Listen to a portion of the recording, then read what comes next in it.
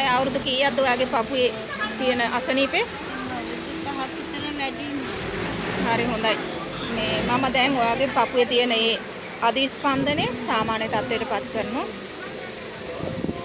S2 පියාගන්න.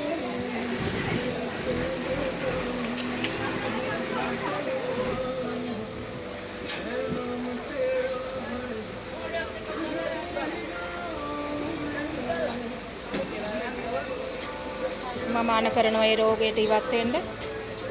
දැන් මහ පොළොවට අවශෝෂණය වෙන්න අන කරනවා.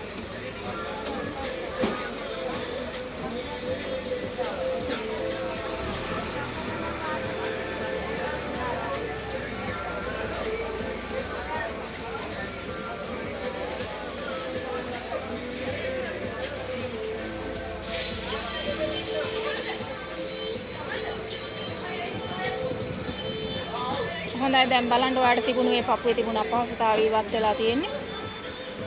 අර වේගයෙන් ගැහුණු ස්පන්දනය වුණු ඒ හෘද ස්පන්දනයේ සාමාන්‍ය තත්ත්වයට පත් වෙලා තියෙනවට සැහැල්ලුවක් දැනෙන්න ඕනේ මේ වෙනකොට.